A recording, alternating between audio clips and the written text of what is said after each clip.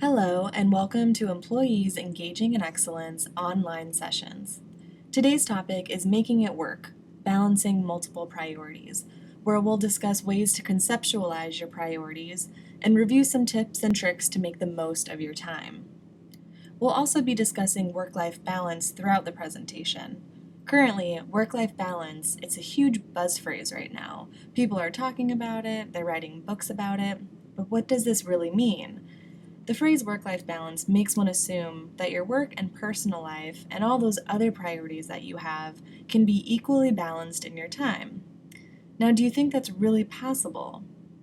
Oftentimes, it's impractical to spend an equal amount of time and energy on school, friends, family, and so on. So during this presentation, we're not talking about an even distribution of your responsibilities and your time. We're talking about how you can take action to tip the scales when you can, so you feel more productive and satisfied with your days. Before we move forward in the presentation, I'd like you to participate in a quick skill practice. So grab a sheet of paper and a pen and just take a few minutes to write down your to-do list, or you can write out a planner entry for one day. You can use today as an example, or you can jot down what you do in a typical day. We'll refer to this activity later, so hold on to your sample schedule. Now you can pause the presentation for now and move forward when you're ready. Otherwise, we'll continue. So how balanced do you think your time actually is? How happy are you with the time that you spend at the end of each day?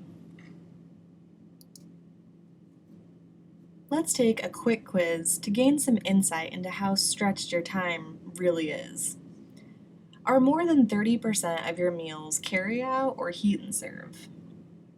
Do you eat in your car while driving? Are you too busy to take that midday walk or exercise class? Have you been telling your friend for weeks you'll get together soon, but you still haven't? If you've answered yes to any of these questions, you might be living a more unbalanced life than is desirable or is even necessary. By the end of our session today, I hope you walk away with some new ideas, some helpful tips, and a more fine-tuned skill set. More specifically, you'll have the ability to use at least one methodology for prioritizing your time. You'll be familiar with 4 scheduling tool options to help you organize your priorities, and you'll also practice your skills by completing a supplemental worksheet for this course.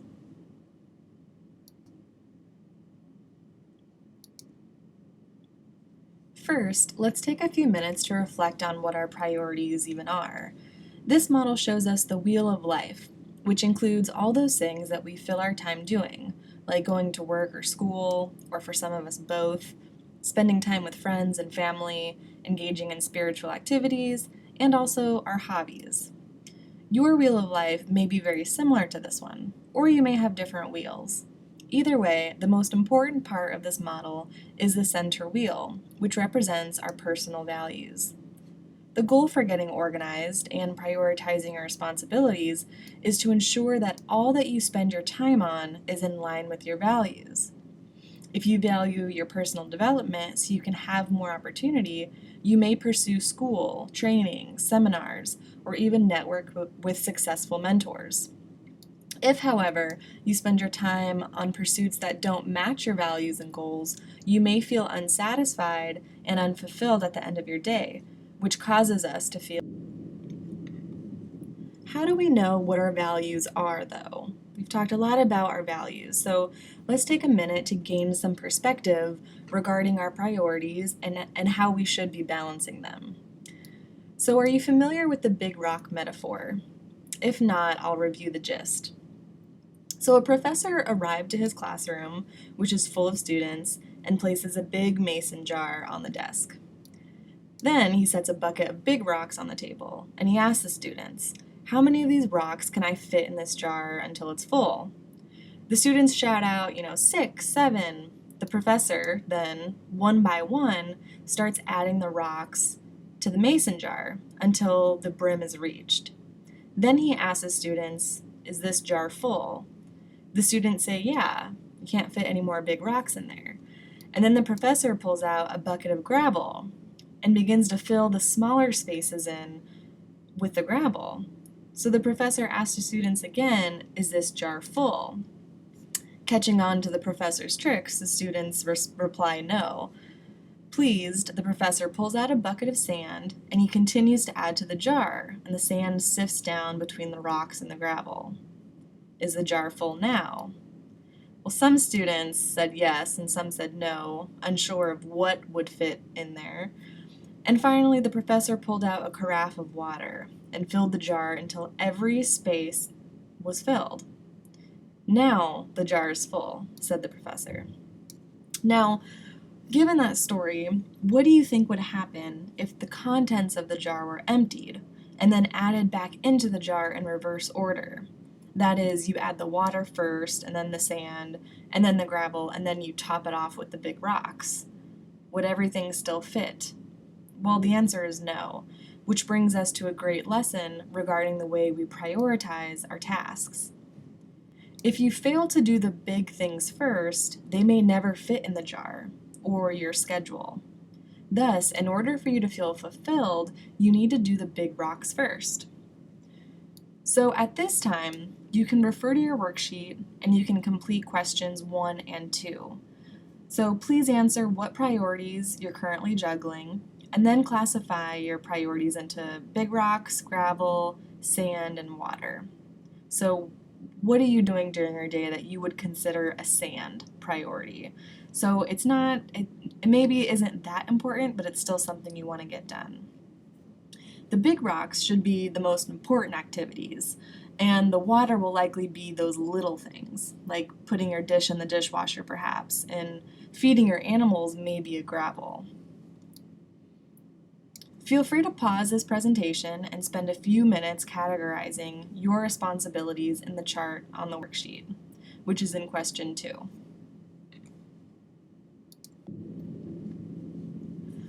We talked a lot about our big rocks, but what if we don't know what our big rocks are?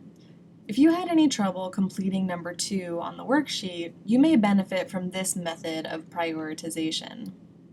So this 2x2 grid can help us categorize our to-do lists or our planners. For example, refer to that to-do list or planner entry you did at the very start of this activity and consider which task belongs in which block. When looking at the grid, the x-axis, or the arrows from the right to the left, refer to the level of urgency of the task. The y-axis, or the up and down arrows, indicate the level of importance of a task. So if you have a paper that's worth half of your grade and it's due tomorrow, well, that task is of high importance and high urgency, so you may want to do that first. If you have tasks that fit into the low urgency, low importance block, you may want to evaluate if that activity is worth doing. Is it in line with your values and your goals? If not, you may be able to discontinue that activity and replace it with something that you actually value. If we choose to do the important and urgent tasks first, we'll be practicing more effective time management skills and we'll feel more fulfilled with our daily choices. Now that we know how to tell what our priorities are, we need to plan around them. And lucky for us, there are a number of tools for scheduling our lives, which ultimately plays a huge part in tipping the scales to have a more balanced life.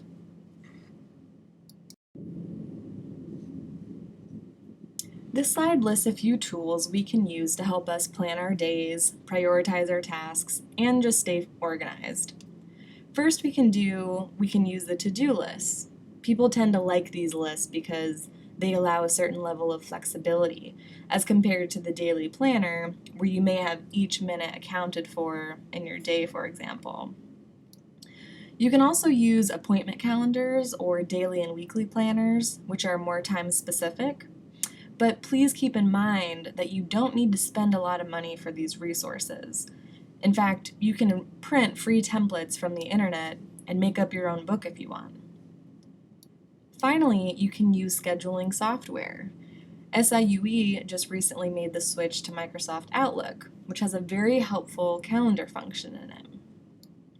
No matter what tool you choose for yourself, if you get in the habit of actually writing down your intentions for the day, research shows that you're significantly more likely to fulfill your objectives as compared to people who don't write down their goals. So just simply writing down what you want to do on your to-do list or your planner, you're already off to a fantastic start and you're more likely to get the things you want to accomplish done. So far, we've talked about ways to think about your priorities. For example, we've reviewed what your big rocks are and what tasks have the highest urgency and importance. We've also talked about tools you can use to stay on track. Overall, we've made good progress, but none of this information will do us any good if we don't make a behavioral change. Here are some behaviors you can engage in to help you achieve a better work-life balance. The first is uncluttering your personal life. If there are any activities or time robbers that do little to progress you towards your goals or feelings of personal satisfaction, unclutter or remove these activities from your schedule and then replace it with things that actually bring you fulfillment. Said another way, take stock of those activities that do not enhance your career or personal life and minimize the time that you spend on them. For example, if you scroll through Facebook for 10 minutes, say 6 times a day, that's 1 hour out of your day. That 1 hour could be swapped with a Zumba class at the gym or a lunch date with a friend or family member. The second point is to schedule time for yourself. Many people forget to actually schedule me time.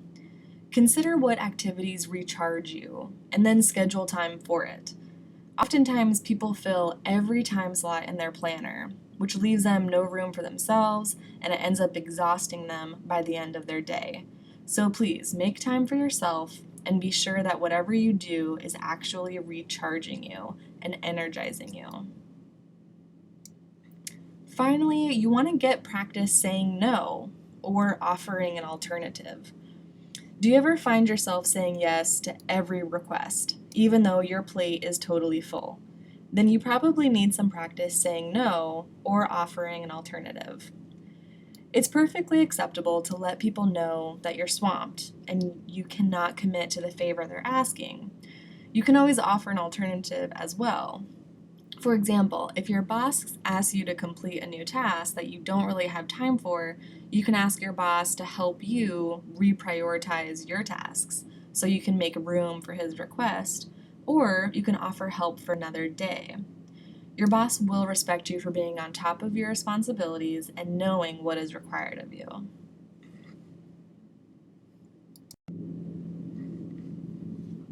So do you remember the to-do list and the planner entry we did in the beginning of this session? Well, I'd like for you to bring that out and read over it. Now, given the lessons that we've learned today, what changes would you make to the way that you used the planning tool? Did we discuss any tips that you already utilized? So this is a time where I really want you to evaluate the work that you did before we discussed all of these methods and tips and tricks. So please take a minute and review this document, and then we'll ask you some questions to see how well you did. Okay, so let's see how well you did. So in your planning document that you did in the beginning of the session, did you schedule the big rocks first? Did you schedule any me time? Did you overbook yourself? Did you add time wasters that you should be avoiding and replacing with something more valuable? Did you schedule a variety of things that fulfill multiple wheels from your wheel of life? Meaning, did you plan time for work and school and friends, or time to engage in hobbies? Do you have a nice balance there? So feel free at this time to complete the supplementary worksheet questions 3 through 5. So consider all the things that interfere with your ability to achieve work-life balance. Sometimes we can easily find solutions for these obstacles once they've been identified. So think about possible solutions to whatever you list for question number 3. What behaviors or actions can you take to make a difference in your work-life balance? For example, are you going to begin scheduling FaceTime calls so you don't neglect your family relationships? And finally, what activities make you feel recharged? If you feel great after yoga, go to yoga, schedule time for it. Consider those things that make you feel good, stress-free, and also recharged. And if you make time for these activities, you will feel much more satisfied with the way that you're spending your time, and you will achieve a greater work-life balance. Before we wrap up our session, I'd like to review all that we've accomplished today. First, we learned how to determine what our priorities are with the urgency and importance grid. Second, we learned about 4 different scheduling tools, which consisted of to-do lists, appointment calendars, daily and weekly calendars, and also scheduling software. Third, we learned about ways to more effectively plan and balance our time. Thank you so much for your participation in this session. Employees Engaging in Excellence is a program that cares about your development, and we hope you visit us again for another web-based course. You can also see sessions live in the MUC. Keep an eye out for our semester schedule, and we hope to see you soon.